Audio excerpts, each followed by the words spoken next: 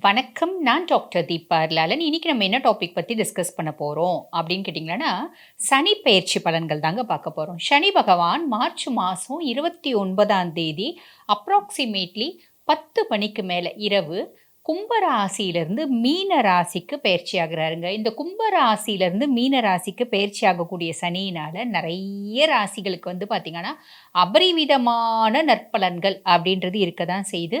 மறக்கவும் முடியாது, மறுக்கவும் முடியாது, மறைக்கவும் முடியாது. என்ன அப்டின்னா, ஒரு சில ராசிகளுக்கு கண்டிப்பா ஒரு சில தீய பலன்கள், நெகட்டிவ் இம்பேக்ட்ஸ் அப்டின்றத ஏற்படுத்த தான் போறாரு. சனி பகவான் கிட்டேருந்து ஓடவும் முடியாது, ஒளியவும் முடியாது. அப்படிப்பட்ட நெகட்டிவ் இம்பேக்ட்ஸ் எந்தெந்த ராசிகளுக்கு வரப்போகுது, எந்தெந்த ராசிகளுக்கு ஒரு அமேசிங்கான, எக்ஸலன்ட்டான ஒரு பெனிஃபிட்ஸ் வரப்போகுது அப்டின்றத இந்த பதிவுல பார்க்குறாங்க. அதுக்கு முன்னாடி வந்து பாருங்க, இப்ப நாங்க சொல்லக்கூடிய பலன்கள் எல்லாமே உலகத்துல இருக்க அத்துணை சம்பந்தப்பட்ட ராசிகள். இப்ப மேஷம் சொல்றோம் அப்படின்னா, மேஷ ராசி அன்பர்களுக்கான ஒரு பொதுவான பலன். ரிஷபம் சொல்றோம் அப்படின்னா, ரிஷப ராசி அன்பர்களுக்கான ஒரு பொதுவான பலன். இத பார்த்துட்டு இருக்க அந்தந்த ராசி அன்பர்கள், நாங்க வந்து பாருங்க வாழ்க்கையில பல முக்கியமான விஷயங்கள முடிவெடுக்கும் தருணத்துல இருக்கோம். அப்ப எங்க சுய ஜாதகத்த ஒரு பரிசீலனை பண்ணிக்கணும் அப்படின்னு விருப்பப்படுறீங்க அப்படின்னா, நான் பேசிட்டு இருக்கும்போதே என்னோட வாட்ஸ்அப் நம்பர் வந்து பார்த்தீங்கன்னா, டிஸ்ப்ளேல போட்டிருப்பாங்க. அதுக்கு ஹாய்ன்னு வாட்ஸ்அப்ல ஒரு மெசேஜ் பண்ணுங்க. ஸ்டாஃப் உடனே ரெஸ்பாண்ட் பண்ணி அப்பாயின்ட்மெண்ட் ஃபிக்ஸ் பண்ணி குடுப்பாங்க. என்கிட்ட பேசிக்கலாம். சரி வாங்க, காலத்த வந்து தாமதப்படுத்தாம சனி பகவான் என்னென்ன மாரி பலன்கள குடுக்க போறார் பார்க்கலாம்.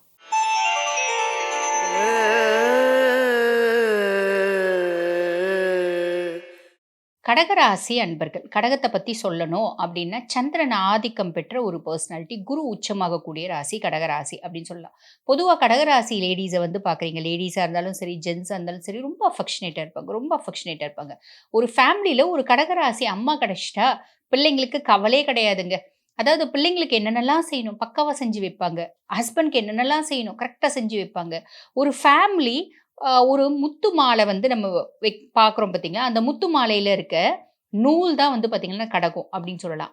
அந்த குடும்பத்தில அந்த முத்து வந்து எப்படி கோர்த்து அந்த நூல் வச்சிருக்கு, அந்த மாரி குடும்பத்தில இருக்க ஒவ்வொரு உறுப்பினர்களையும் கோர்த்து, ஒரு கோர்வையா, சந்தோஷமா, திருப்தியா, நிம்மதியா, சாட்டிஸ்ஃபைடா வச்சிருப்பாங்க. ஆனா, அந்த சந்தோஷம், நிம்மதி, திருப்தி, சாட்டிஸ்ஃபேக்ஷன் எதுவுமே இவங்களுக்கு பிரதிபலனா கிடைக்கவே கிடைக்காது. நெறைய எக்ஸ்பெக்ட் பண்ணுவாங்க. எதுவுமே கிடைக்காது. இருந்தாலும் பரவால்ல, "என் கடமை பணி செய்து கிடைப்பதே" அப்படின்னு சொல்லுவாங்க பார்த்தீங்களா? அந்த மாரி என் வேலை பாசமா இருக்கிறது மட்டுமே அப்படின்ற மாரி ஓடிட்டே இருக்கவங்க கூடியவங்க தான் இந்த கடகராசி அன்பர்கள். கடகத்த பத்தி சொல்லணும் அப்படின்னா, போன சனி பயிற்சி வச்சு செஞ்சுச்சு உங்கள அப்படின்னு தான் சொல்லணும்.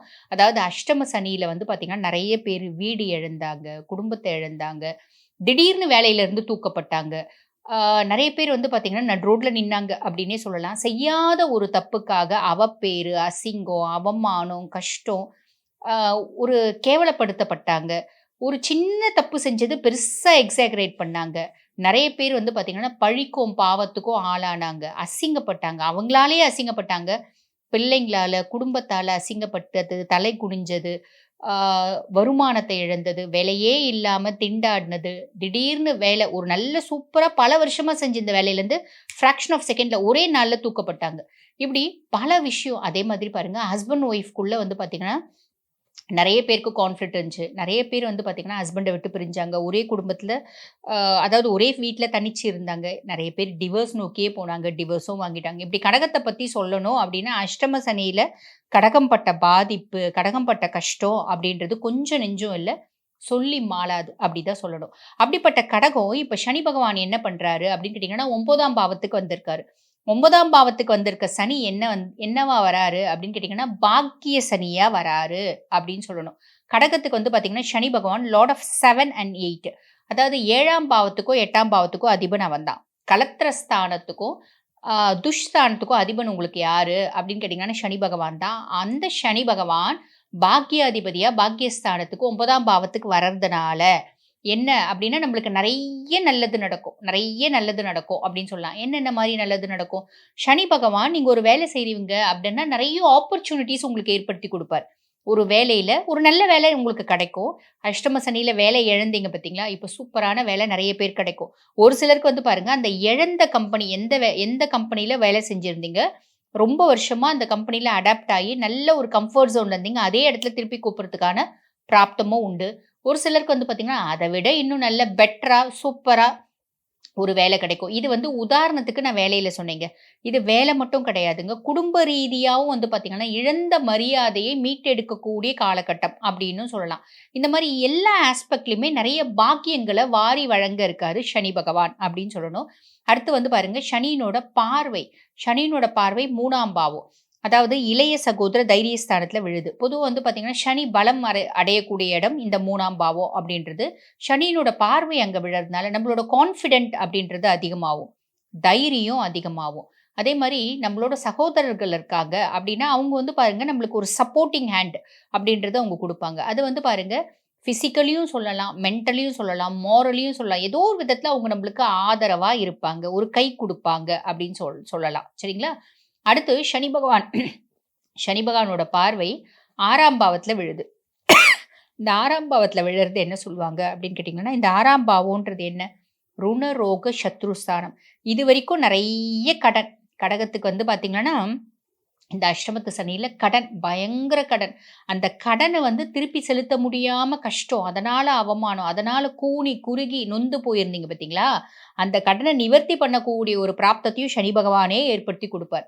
ஸோ கடன் நெறைய பேருக்கு நிவர்த்தி ஆகும். சொத்து பத்து இருந்துச்சு. அத விக்க முடியல. விக்கிறதுக்கு ரேட் கேட்டா, அப்படியே அடிமட்ட ரேட் கேட்டாங்க பார்த்தீங்களா? அது ஒரு நல்ல நிலைக்கு விப்பீங்க.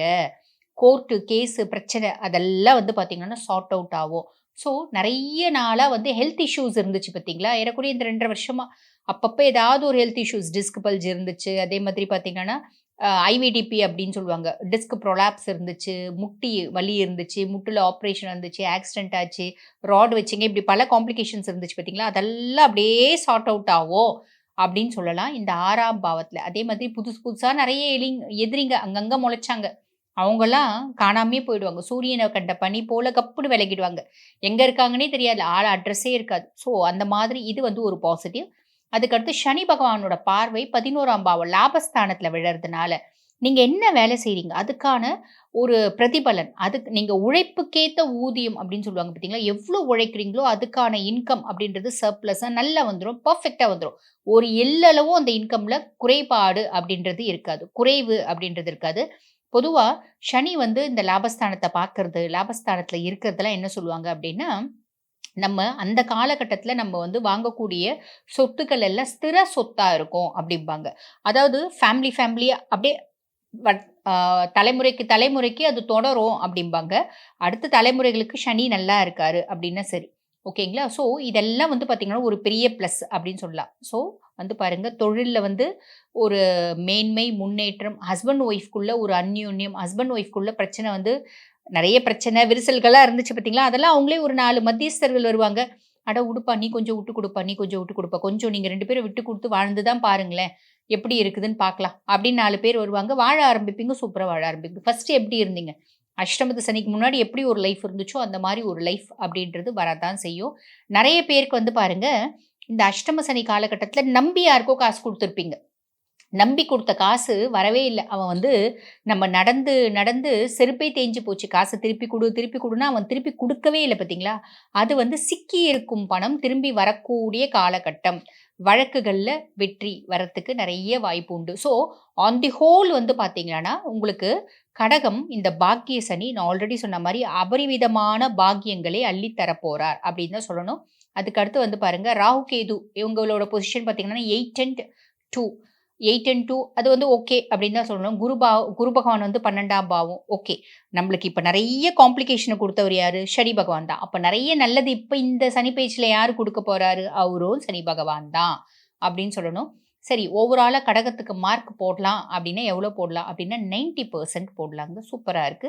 சரி என்ன சூப்பரா இருக்கு அப்படின்னாலும் நம்ம பரிகாரம் அப்படின்னு ஒண்ணு சொல்ல தான் செய்வோம். அந்த விதத்துல கடகத்துக்கு என்ன பரிகாரம் ஒரு உன்னதமான பலன்கள குடுக்கும் அப்படின்னு கேட்டீங்கன்னா, இந்த ராகு கேது 8, 2 பார்த்தீங்களா? அதுல இந்த ராகுனோட கொஞ்சம் பசிஃபை பண்றதுக்கு, இன்னொன்னு சனியும் பசிஃபை ஆவாரு. 30 தேவர்களும் வந்து பார்த்தீங்கன்னா, பிரீத்தி ஆவாங்க. அப்படி என்ன பரிகாரங்க அப்படின்னா, உளுத்தம் பருப்பு தொட்டோட வாங்கி வச்சுக்கோங்க. தோலோட உளுத்தம் பருப்பு. சும்மா நைட்டு ஒரு ஒரு பெரிய கிளாஸ் தண்ணீல ஊற வச்சுடுங்க. மறுநாள் காலையில மிக்ஸியில போட்டு அரைச்சுட்டு, ஒரு 4 லிட்டர் தண்ணி ஊத்தி ஒரு கஞ்சி காய்ச்சுங்க. கஞ்சி காய்ச்சிட்டு, காய்ச்சும்போதே நல்லா இவ்ளோ வெல்லம் போட்டுருங்க. தேங்காய் துருவி போட்டு, ஒரு வாழைப்பழம் ஒரு 5, 6 வாழைப்பழம், இல்ல உங்களுக்கு 2, 3 தான் போட முடியும்னா போட்டுட்டு, நல்லா ஆறுன பின்னாடி பசுக்கு கொண்டு போய் வையுங்க. பசு வந்து அத சாப்பிடும். நல்லா சாப்பிட்டுட்ட பின்னாடி பசுவ தொடுங்க. அது வந்து லிக் பண்ணும். லிக் பண்ணலனா கூட பரவால்ல. பசுவ தொட்டு கும்பிட்டுட்டு வாங்க. இந்த மாதிரி பசுக்கு உளுந்தங்கஞ்சி இல்லன்னா உளுந்தங்களி கிளறிக்கணும். இதெல்லாம் போட்டு ஒரு களி கிளறிக்கணும். உளுந்தங்களி. அந்த மாதிரி கிளறி நம்ம வந்து உளுந்தங்களியா கிளறிங்க அப்டின்னா பசுவுக்கு கையில குடுங்க. பசு வந்து எடுத்துட்டு அந்த கைய லிக் பண்ணும்.